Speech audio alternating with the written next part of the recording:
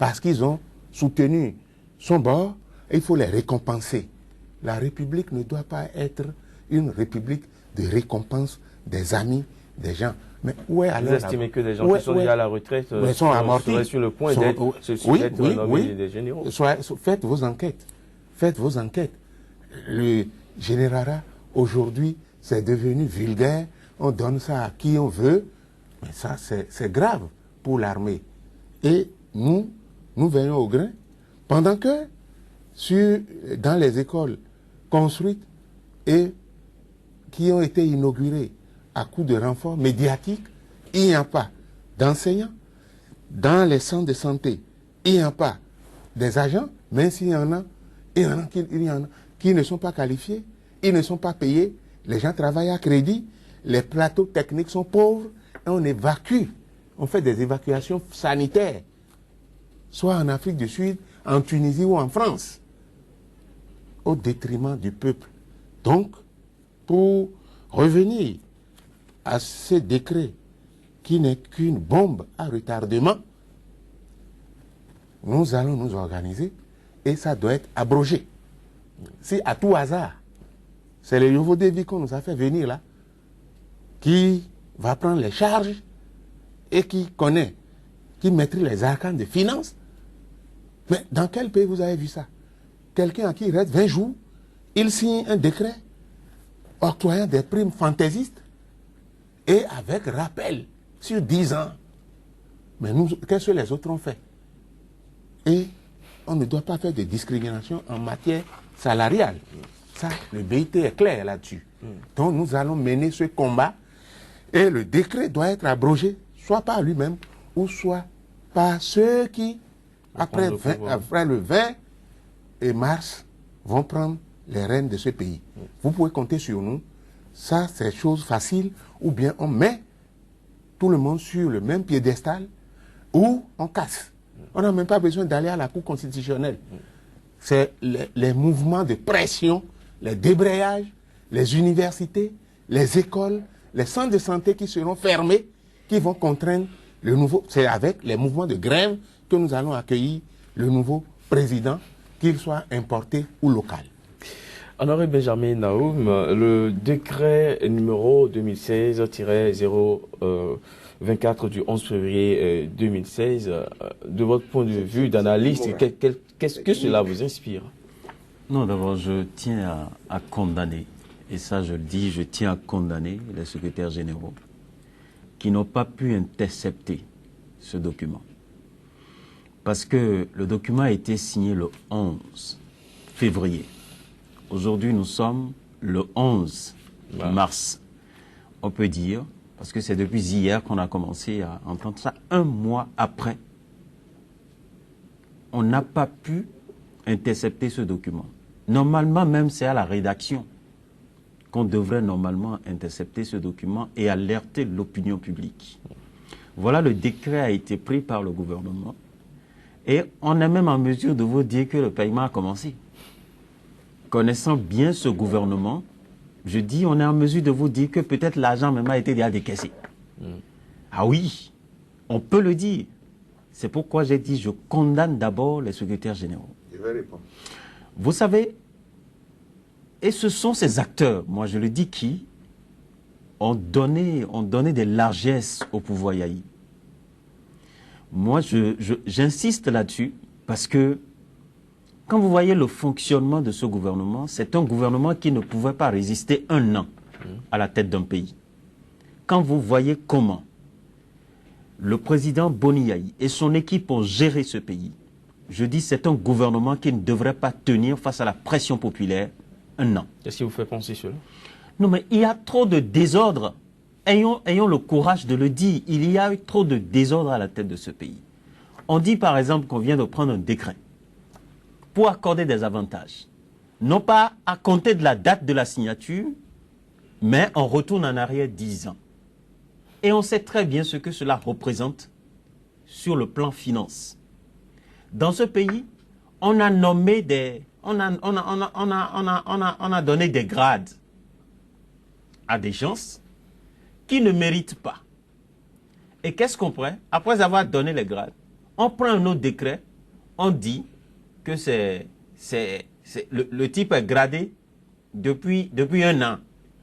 On l'a nommé, on conteste et on dit non, maintenant on lui donne le titre et que c'est rétroactif, c'est que c'est depuis, on considère, mais on a laissé ces choses-là passer dans la République. Ce sont ces détails-là qu'on devrait combattre depuis fort longtemps et dire non à ce gouvernement. Mais quand le gouvernement vient après et accorde quelque chose ou bien rassemble les secrétaires généraux, échange avec eux, et finalement, qu'est-ce qu'on voit? On rebrousse chemin. Soit on dit on ne veut pas aller loin. Avec le gouvernement Boni Yayi, les secrétaires généraux, en tout cas les leaders d'opinion, les défenseurs des travailleurs n'ont pas joué pleinement leur rôle. Et c'est ça qui nous donne ce décret. Le monsieur, il est à 2 semaines. Au moment où on prenait ce décret, il est à 2 mois de la fin de son mandat. Et il prend, pour embarquer le peuple, à payer des sommes. C'était quand même terrible. Encore qu'il y a il existait déjà des engagements pris vis-à-vis du secteur sanitaire. Nous avons 28 ministères. Nous avons 28 ministères. Donc, on parle de directeur ou de secrétaire, ou on parle de tout ça. On fait d'abord ce point. Maintenant, on retourne en arrière 10 ans. Le nombre de secrétaires généraux qui ont été nommés, le nombre de directeurs de cabinet qui ont été nommés. Moi, je pense que c'est une manière pour mobiliser les ressources pour pouvoir faire la campagne. Parce que quand vous observez bien, ceux qui ont fait campagne pour le candidat du pouvoir, ce sont les cadres de la République. Mais ils ont trouvé l'argent où? Il faut justifier l'argent qui a été utilisé pour la campagne électorale. Donc vous pensez que ce décret se cache derrière des intentions politiques? Mais c'est des intentions politiques. Ceux qui ont l'habitude d'accompagner, ou ceux qui ont accompagné 2 fois Boni Yayi, eux-mêmes, ils sont maintenant candidats. Vous pensez que ceux qui accompagnaient le président de la République pour gagner le pouvoir, et qui sont candidats vont encore lui remettre de l'argent pour aller faire campagne, pour nous combattre sur le terrain? Non! Ça veut dire qu'il faut trouver les ressources quelque part pour pouvoir faire la campagne. Et j'insiste là-dessus, ce sont les cadres de ce pays qui ont fait campagne pour le candidat du pouvoir. Donc, où est-ce qu'il faut trouver les moyens? Je pense que c'est pour ça qu'ils ont réfléchi, ils ont sorti ce document. Ce document doit être rapporté. Les travailleurs doivent se mettre debout et non pas sur un plateau de télévision. Non. Je dis, ils n'ont qu'à faire le travail sur le terrain, la presse va venir couvrir. Non. Le travail doit se faire sur le terrain. Le peuple béninois doit se mettre debout pour que ce document-là soit rapporté. Évitez bien. Ce n'est pas à mettre sous la responsabilité du pouvoir à venir. Le pouvoir qui vient n'a pas cautionné ça. Il n'est pas encore venu. Non. Le pouvoir qui vient n'a pas cautionné ça. C'est ce régime. Et c'est sous ce régime-là qu'il faut rapporter ce document. Et c'est grâce à la pression populaire qu'il faut demander au gouvernement de Boni Yayi de rapporter ça. Ça, c'est insultant, c'est mauvais pour un pays et c'est dangereux. Que des cadres de ce pays signent des documents comme ça, qu'on cache, parce que ce document a été caché. Parce que comment, 1 mois après qu'on retrouve ce document en circulation, c'est un danger pour la République. Et moi, j'insiste, en tant que leader d'opinion, en tant que journaliste, on doit tout faire. Et les acteurs de la société civile doivent se lever pour dire non à ce gouvernement qui signe un document comme ça. Alors que nous sommes dans un pays pauvre, et le secrétaire général l'a mentionné. Et les travailleurs de la santé, qui ont 7 ans, qui durant 7 ans sont en train de réclamer une amélioration de leurs conditions de vie et de travail, des primes non payées, des salaires non payés. Ils n'ont pas regardé tout ça, et on pense qu'il faut enrichir davantage ceux qui sont déjà riches dans la République, ceux qui ont bénéficié des avantages de Boni Yayi durant 10 ans. Des gens comme ça qu'on va encore engrossir alors qu'il y a des chétifs dans la République, je pense quand même que c'est dangereux. Et moi, je ne peux pas cautionner. Et c'est pourquoi je dis une fois encore, les secrétaires généraux n'ont pas joué leur partition pleinement. Dieudonné Lokossou, vous y voyez aussi des intentions politiques cachées derrière ce décret? Pour éviter de lever tout équivoque, je vais répondre rapidement à votre confrère. Alors, je crois que les journalistes ne doivent pas se soustraire du combat du peuple. Vous avez aussi un rôle à jouer. Vous êtes des objecteurs de conscience comme nous. Alors, dire que rejeter le tort sur les secrétaires généraux, je crois que c'est aller trop loin. On est une infime dans la grande République. Mais le document là peut ne pas être saisi ici. Quand je dis ici, ça peut être saisi d'une manière vraiment discrète, de façon à ce que même nos militants dans les ministères ne puissent pas avoir ça. Vous ne savez pas comment j'ai pu avoir ça. Mais vous aussi, vous êtes des journalistes. Il faut que vous vous spécialisez dans les investigations. Oui. Le canard enchaîné. Parce que si on avait eu ça, les informations peuvent venir d'un peu partout. Oui, mais l'approche, c'est que vous avez eu d'abord vent de ça dans la presse. Non, avant de l'avoir. On avait déjà le document, je ne vais pas tout dire. Donc le combat doit commencer d'abord sur le plateau, avant que nous n'allions sur le terrain. Et je vous rappelle que le combat pour la défense des intérêts économiques des travailleurs, la défense pour les intérêts des libertés, nous étions toujours à l'avant-garde. Vous vous souvenez, nous sommes... Mais vous n'allez pas jusqu'au bout. Non, mais nous n'allons pas jusqu'au bout. Mais nous ne sommes pas des oraux. Et il faut que nous soyons appuyés par le peuple. Lorsqu'on a tiré, on a balancé des machins de gaz lacrymogène sur les travailleurs qui sont tombés ensanglantés. Vous avez vu combien de gens, la classe politique, à part les gens de PCB, qui sont venus nous soutenir. Mais vous voulez qu'un régime dictatorial, vous voulez qu'on fasse les martyrs, on joue aux martyrs inutiles, alors que vous êtes ici seulement pour crier. Bon, bref. Donc vous avez peur. Non, ce n'est pas la peur. Si nous sommes soutenus, Oui. on va faire le combat. Oui, la presse vous avait quand même accompagné Oui, dans le temps. bon, timidement. Vous êtes pas timidement. Les têtes ont des titres variés. Il y en a qui font l'apologie du système. Il y en a qui vont droit au but. Mais c'est tout, vous avez tout ça une qui ligne... fait un pays quand même. Non. Quand quelque chose ne va pas, même si vous soutenez, il faut faire le distinguo. Mais vous avez su toujours faire ça et je vous apprécie beaucoup pour ça. Merci. Parce que votre station est ouverte à tous les courants. Parce que ce que je vois ailleurs, je ne vois pas ça ici. Et parfois, je me demande, mais est-ce que celui dont on parle, est-ce que c'est lui qui est réellement le patron de cette station? Parce qu'il y a trop de liberté ici. Donc, voilà ce que je voudrais dire. Maintenant, considération d'ordre politique par rapport au décret. Mais ça, c'est une évidence. Parce que, qu'est-ce qui peut motiver le président à vouloir chercher à récompenser des gens qui sont peut-être déjà à la retraite, des gens qui ont mal géré, qualité, qui ont mal joué leur rôle et ils ont été éjectés de leur poste. Maintenant, ils sont à la maison tranquillement, on les appelle, ou qui sont même morts, paix à leur âme, si vraiment il en est ainsi, on va appeler leur ayant droit pour venir pomper, siphonner. Là, et au même moment, on parle de la bonne gouvernance, de comptes rendus. Mais où est-ce que nous allons? On ne va pas rester à la condamnation. Mais vous ne pouvez pas me dire que ceux qui vont venir n'ont pas cautionné. L'administration, c'est une continuité. Donc, si quelque chose est mal fait, ils doivent réparer. Oui. Ça, c'est une responsabilité morale. Ce n'est pas seulement le combat des syndicalistes. Mais il y a même des travailleurs, comme vous le dites, qui sont complices. Nous, on ne travaille pas dans ces institutions, dans ces structures. Il faut que des travailleurs soient responsables dès qu'ils trouvent ça et qu'ils nous amènent ça. Heureusement que c'est un travailleur qui nous a apporté ça. Je le remercie en passant. Et si vous interrogez tous les autres secrétaires généraux, enfin, ceux avec qui nous sommes en coalition, ils vous diront leur désapprobation. Et ça ne va pas s'arrêter seulement sur les plateaux, mais il faut sensibiliser les gens parce que nous organiserons bientôt une conférence de presse qui sera certainement suivie des marches et du blocage. Mais malheureusement, Yahi sait faire ces choses. La période est mal choisie.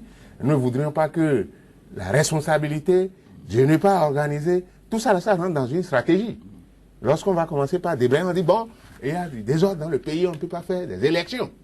Donc c'est pour cela que, ah oui, je dis bien que si il n'arrive pas à abroger, d'abord nous allons le saisir par écrit. S'il n'arrivait pas à le faire, le pouvoir qui vient, s'il ne le faisait pas, donc si à tout hasard, il avait déjà décaissé le magot, mais il y aura un ordre de recette à envoyer en direction des bénéficiaires. Ce n'est pas une loterie. Je considère ça comme un prêt illégal. C'est pas leur faute. Ah, ils vous diront en son temps que c'est pas leur faute. Ah non, d'accord. Mais si c'est quelqu'un qui a commis la faute, il faut qu'il réponde un jour. Et il faut qu'on corrige la faute. Parce que nous n'allons pas toujours végéter dans un système d'impunité absolue. Donc, il faut vraiment qu'il y ait la rupture. Et nous sommes dans la rupture. Pas la rupture dans la continuité. Donc, ça là, je crois que c'est clair. Mais votre rupture n'est pas politique.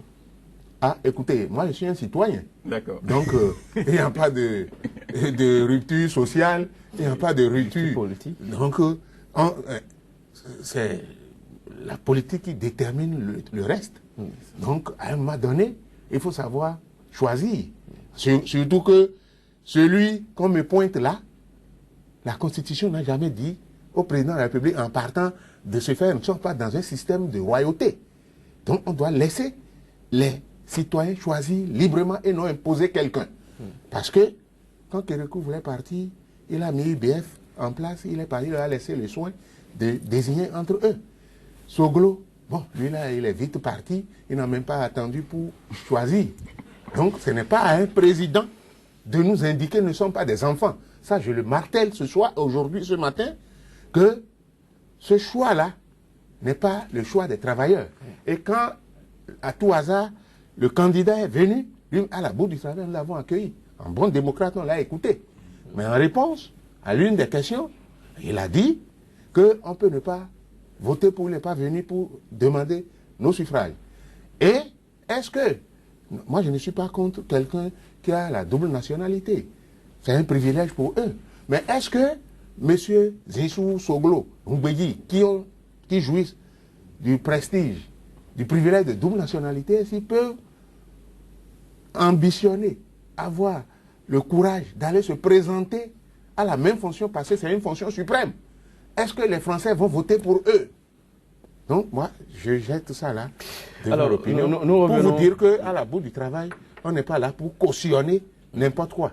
Même si c'est tard, si on n'a pas intercepté, les journalistes auraient dû l'intercepter parce que vous avez dit depuis le 11... Les journalistes l'ont intercepté, justement. Ils ont passé dans la presse. Et c'est depuis hier que donc nous aussi, on n'est pas en retard. Que la levée de boucliers ont commencé. Oui, c'est depuis hier. J'ai vu hier... Il faut reconnaître ce mérite à la presse. Pour vider les caisses de l'État. Donc, normalement, on doit nous dire le coût, ce que ça représente. Quel impact? Parce que les retraités, le relèvement de la valeur des points d'indice à hauteur de 1,25, ça n'a pas été appliqué aux retraités. Les retraités ont leur carnet, mais c'est un an après qu'ils ont leur, comment vous appelez ça, allocation de retraite.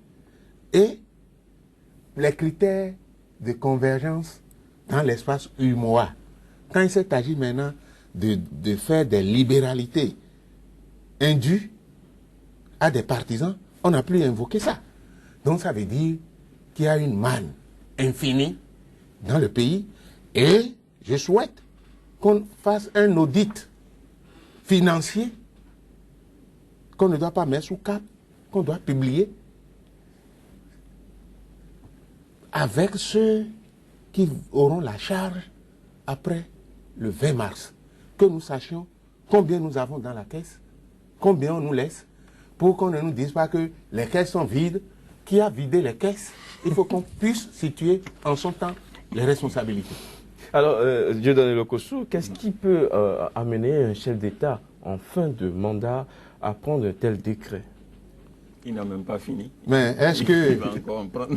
Je ne suis pas dans le cœur de Dieu, mais pour moi c'est un scandale, tout simplement, parce que cela ne saurait se justifier. Ni les nominations dans une semaine. Peut-être, lorsqu'on m'a entendu maintenant, on peut changer les choses.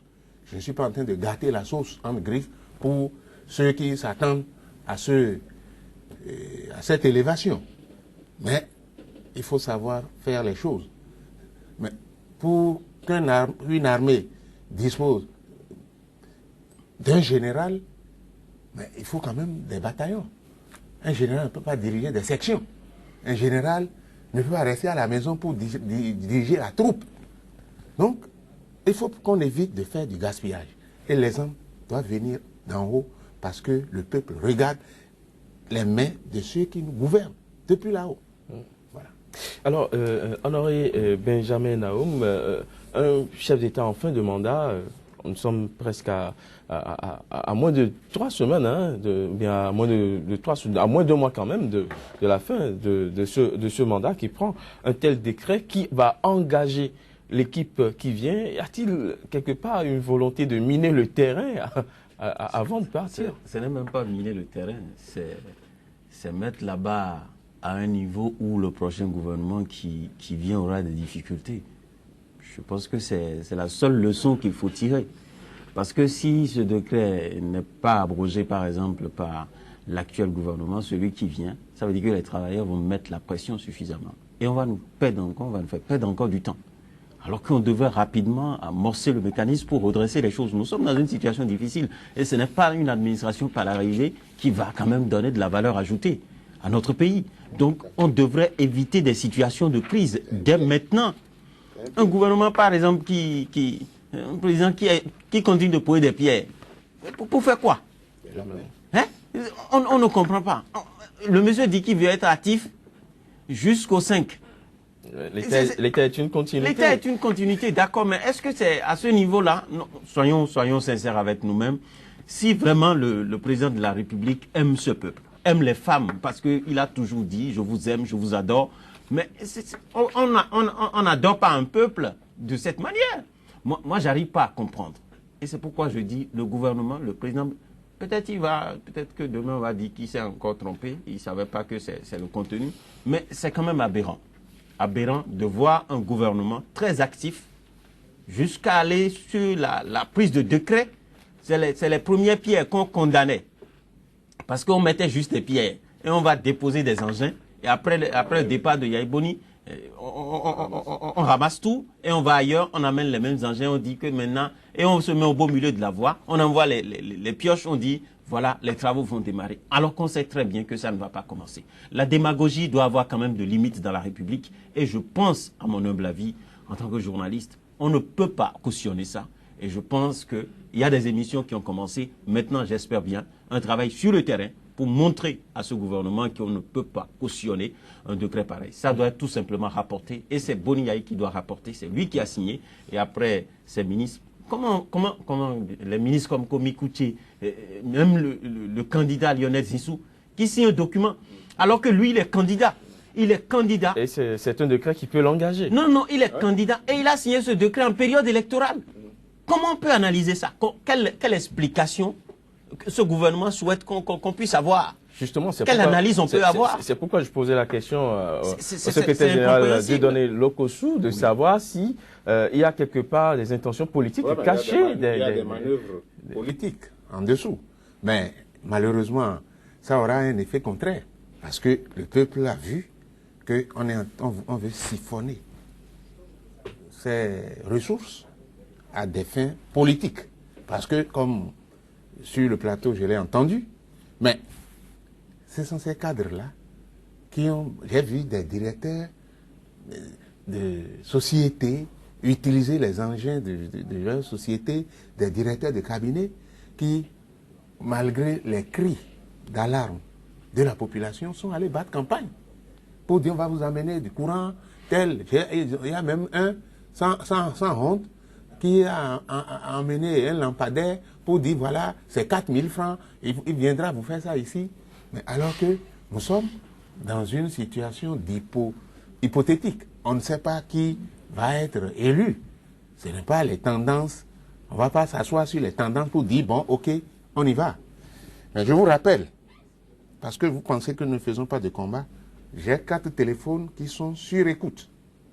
Il y en a de même pour Todim, il y en a de même pour mon collègue Tchadari. Qui vous écoute? On nous écoute. Mais nous parlons à temps et à contre-temps. Il faut changer de Donc, numéro. Non, je n'ai pas voulu changer.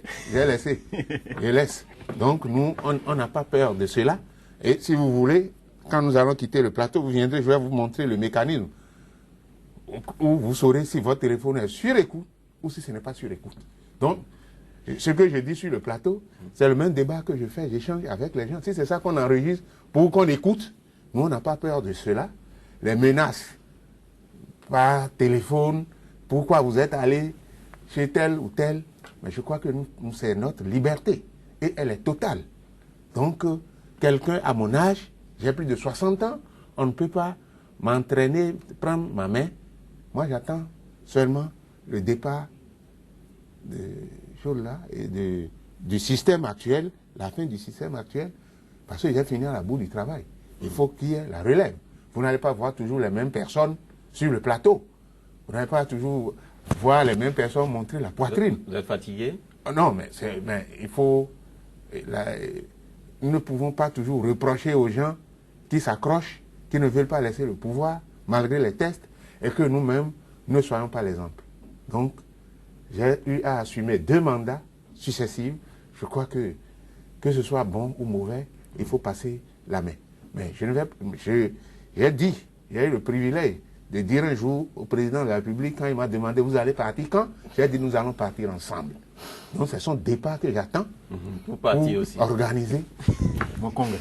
Alors, j'ai donné l'Okosu, vous avez connu le régime Soglo, vous n'étiez pas peut-être secrétaire général. J'étais déjà dans les arènes. Dans les années. Vous avez connu le régime Kérékou, vous avez également connu le régime Boni Yahi. Est-ce qu'on peut dire que ce sont ces 10 dernières années que le syndicalisme a été vraiment très actif?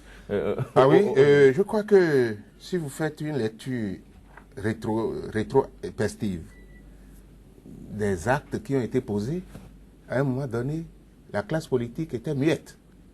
On a complètement annihilé. C'est nous, c'est grâce à nous, en dehors du PCB, même si je ne suis pas d'accord avec leur méthode, mais il faut quand même savoir que c'était patriote. Mais la classe classique, parce que vous savez, il y a des gens qui disent qu'ils sont fatigués de l'opposition. Bon, ce que nous faisions, on n'était pas accompagnés. Parce que ce sont les partisans du chef de l'État qui marchaient. Et ce n'est pas faux que de rappeler certains mauvais souvenirs. On a dit ici que l'argent de talent circule. Et le chef de l'État même suit. Là où, dans quelle direction vont les valises pleines de sous. Bon, on a été indexé. On a dit qu'on va amener les siens pour venir. Bon, vous voyez des propos comme ça. Donc la classe politique était devenue inerte, était dans le coma. C'est les confédérations, toute modestie requise, qui ont continué, qui ont mené la flamme, qui ont réveillé. Avec l'incident qui s'est passé en décembre 2013, tout le monde a commencé par marcher. Donc, tout ce qui restait à mettre sous la coupe du gouvernement, c'était les confédérations syndicales qui ont résisté. Donc, aujourd'hui, et certains hommes politiques l'ont reconnu, aussi bien de l'opposition que de la mouvance, pour dire sans vous, notre démocratie serait déjà par terre. Donc, je ne dis pas cela pour dire que nous avons fait preuve de bravoure. Il y a eu des incompréhensions, il y a eu aussi des trahisons parmi nous, ça il faut le reconnaître, parce que... Qui a trahi qui? Lorsque un syndicaliste se lève pour aller dire au chef de l'État que ce qui s'est passé à la bout du travail, que c'est les syndicats eux-mêmes, qu'ils ont l'habitude de mettre le sang du mouton, mais il n'a pas hésité au cours d'une conférence, quand il a reçu les jeunes pour les haranguer, il a dit oui, on m'a dit que c'est le sang du mouton. Et nous avons fini par détecter celui-là. Et il est mis en marge depuis. Donc, le combat n'est pas facile. Même au sein de la classe journalistique, c'est vrai, c'est la différence qui renforce la démocratie. Mais, différent pour différence. Mais s'il y a des brebis galeuses, quand on les prend, on dit, ah bon. Mais moi, quand je vois des gens faire l'apologie, un journaliste n'est pas un paraphrénier. Il n'est pas là pour... Mais si c'est mauvais, vous dites que c'est mauvais. Nous avons des militants à la base qui nous critiquent. Mais la critique vous permet de rectifier ce que vous faites de mauvais et d'aller de l'avant. Donc, en critiquant ça là maintenant, c'est pour permettre au chef de l'État de vite se rattraper pour ne pas avoir de surprise. Parce que nous n'allons pas croiser les bras. Et c'est un avertissement sonore et solennel pour ceux qui viendront inévitablement le remplacer. Ça là, c'est une évidence. Il doit y avoir changement le 20. Quelle que soit la physionomie du mouton, il sera égorgé. Et vous le suivrez aussi? Ah oui, Qu'est-ce que vous avez bon, compris? bien sûr, moi c'est volontaire. Il faut respecter les tests. Moi, je ne sais pas chercher à tripatouiller. Merci Dieudonné Lokosso, merci d'être passé sur le plateau de cette émission. Honoré Benjamin Naoum, merci d'être resté jusqu'à la fin. Mesdames, Messieurs, ce sera tout pour 100% Bénin de ce vendredi. Ravi d'avoir été en votre compagnie et très bonne suite des programmes sur SICA. Merci beaucoup.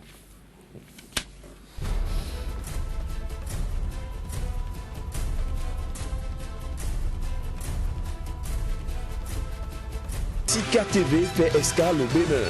Pendant toute la période électorale, retrouvez désormais sur votre chaîne panafricaine un programme matinal dénommé 100% Bénin, exclusivement consacré à l'actualité sociopolitique au Bénin. Pendant 2 heures, la politique, les questions de société et les grands dossiers de l'heure seront décryptés avec des éditorialistes, des professionnels des médias, des acteurs politiques et membres de la société civile. 100% Bénin sur SICA, c'est une fenêtre ouverte sur l'actualité au Bénin du lundi au vendredi de 7h à 9h, heure de Cotonou. 100% Bénin, c'est désormais sur SICA, le vrai visage de l'actualité en Afrique.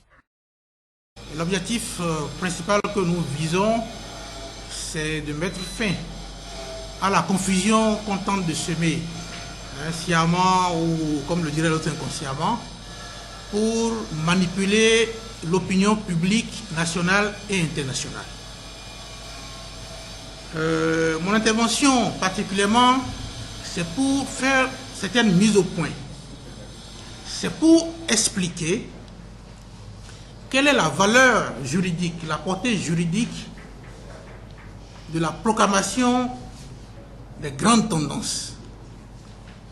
Juridiquement, qu'est-ce que ça vaut par rapport à la proclamation des résultats provisoires, par rapport à la proclamation des résultats définitifs? Alors, quelle est la structure, quelle est l'institution qui est compétente pour proclamer des grandes tendances? Quelle est l'institution qui est compétente pour proclamer des résultats? Y a-t-il une différence entre résultats et grandes tendances? Je pense que, tel que l'opinion est manipulée aujourd'hui, il est vraiment important d'expliquer le contenu de ces différents concepts-là. Alors, l'article, moi je vais m'appuyer sur des dispositions textuelles. L'article 49 et 117 alinéa 2 constituent le siège de la question. Ces articles indiquent clairement que la seule institution compétente pour proclamer des résultats, même des résultats provisoires, la seule institution compétente pour proclamer des résultats de l'élection présidentielle, c'est la Cour constitutionnelle. Il s'agit d'une compétence exclusive, c'est-à-dire ce n'est pas une compétence que l'institution partage avec une autre institution.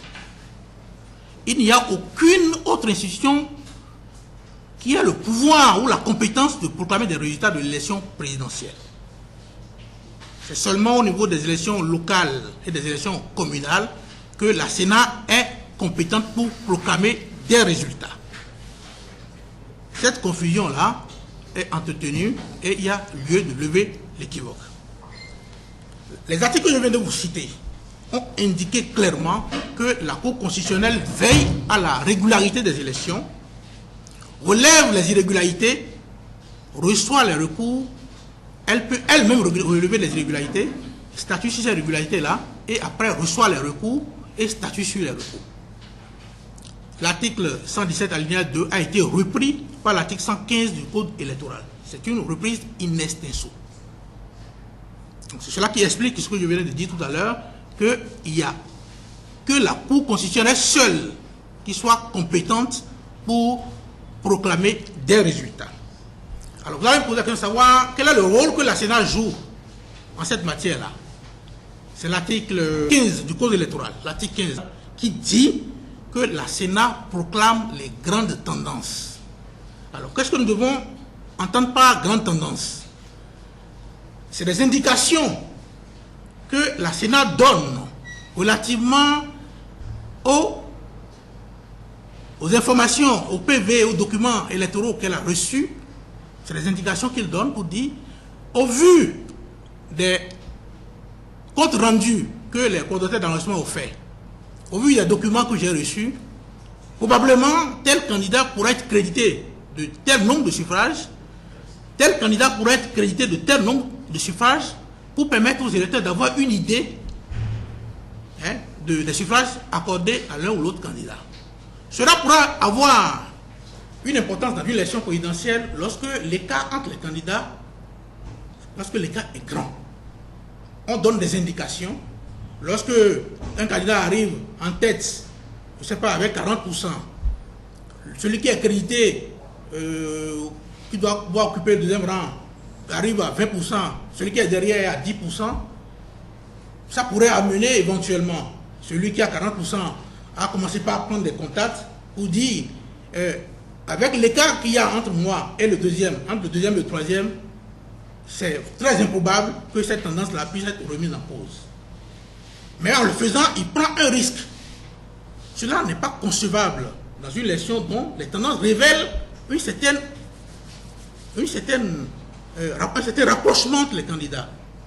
L'écart est très serré, notamment entre le candidat que les tendances ont classé deuxième et celui que les tendances ont classé troisième. Je pense que vous pourriez me demander, mais puisque la Sénat ne proclame pas des résultats, il proclame des tendances, mais sur la base de quoi il le fait? Moi, je pense que la réponse se trouve dans les articles 102 et 103 du Code électoral. Cette disposition-là indique que lorsque, après le vote, après le dépouillement, les documents électoraux, les PV, sont mis sous scellé et on fait 3 plis. Il y a un pli qui va au niveau de la Cour constitutionnelle, il y a un pli qui va à la Sénat, un pli qui va à l'arrondissement. Je crois que le PV est affiché. Si le législateur a prévu que des plis doivent aller au niveau de cette différente structure-là, si le Code a prévu que des plis doivent aller à la Sénat, c'est pour permettre à la Sénat, avant de proclamer cette grande tendance-là, de vérifier au moins, la Sénat n'est pas compétente pour corriger des irrégularités, pour faire des redressements, mais au moins pour compter, pour voir si au moins sur tel PV il y a tel nombre, il nous est revenu. Et cela est clair que dans le cadre d'espèces, dans le cadre des élections du 6 mars dernier, toutes les cantines n'étaient pas encore arrivées à la Sénat au moment où la Sénat proclamait les tendances. Si on s'en tient compte seulement au délai, les élections qui ont eu lieu le dimanche, déjà au petit matin de mardi, on a déjà proclamé de grandes tendances. La Sénat, s'il doit tout au moins examiner les procès-verbaux, les documents électoraux, matériellement, c'est impossible pour elle de proclamer cette tendance-là. Ça veut dire que ces tendances ont été proclamées, non pas sur la base des documents électoraux, mais sur la base des informations qu'on a reçues par le biais des moyens de communication électronique. Un coordonnateur a donné une information pour dire dans tel arrondissement, nous avons obtenu tel nombre de voix. Et c'est sur la base de ça. Et la question a été posée, parce qu'on a des représentants à la Sénat, au moment où on devait proclamer les résultats, que les cantines continuaient d'arriver. Comment est-ce qu'on peut proclamer des résultats alors qu'on n'a pas vu les cantines? Et le président du Sénat aurait indiqué que c'est sur la base des informations de mécanismes qu'ils ont mis en place, qu'ils ont collecté. Donc cela ajoute au fait que non seulement la Sénat n'est pas compétente pour proclamer des résultats, mais les tendances qu'elle a proclamées, elle n'a pas pu les proclamer après examen des documents électoraux. Donc, l'objectif visé par le législateur, en prévoyant dans le code électoral, notamment aux articles 102 et 103, qu'il faut adresser des plis des documents électoraux à la Sénat, c'est pour lui permettre de proclamer cette tendance-là en se basant sur des supports fiables. Nous n'avons pas le sentiment que la Sénat se soit vraiment appuyée sur ces supports-là. De toutes les manières, les résultats que nos structures nous ont ramenés ne sont pas conformes aux chiffres donnés par la Sénat. Et puisque nous sommes des légalistes, nous n'avons pas réagi par rapport à ça, outre mesure, n'eût été les comptes vérités qui sont distillés sur les réseaux sociaux, nous été la pression qu'on tente de mettre sur les institutions en charge des élections, nous était la manipulation de l'opinion publique qu'on voit visiblement, nous n'avons pas besoin d'agir à cette étape-là. Parce qu'en réalité, nous n'avons même pas encore de résultats. La Sénat ne proclame pas de résultats, proclame des grandes tendances. Les résultats sont proclamés par la Cour constitutionnelle qui proclame d'abord les résultats provisoires après examen des documents et compte. L'avantage que la Cour a, c'est que non seulement la Cour reprend les comptages, mais la Cour corrige les irrégularités. Si on constate par exemple qu'un bulletin n'est pas authentifié, la Cour a la compétence pour annuler ce bulletin-là. Donc la Cour, sans attendre les recours des candidats, procède elle-même à cette vérification-là. Est-ce que le bulletin est authentique? Est-ce que les voix ont été bien comptées? Est-ce que les représentants des candidats dans les bureaux de vote n'ont pas fait des réserves au niveau des PV? C'est sur la base de tous ces documents. Et sans avoir reçu des contestations des candidats, la Cour prend sur M et a cette compétence de faire ces redressements-là. Donc la Cour compte, la Cour annule, la Cour redresse, la Cour constate si les irrégularités sont de nature d'abord à maintenir l'élection en tant que telle ou si c'est de nature à annuler l'élection. Sauf cette phase-là, la Cour, c'est d'ailleurs pour ça que le législateur a permis à la Cour d'avoir directement ces cantines. Donc la Cour constitutionnelle fait ça et proclame, c'est après cette phase-là que la Cour proclame les résultats provisoires.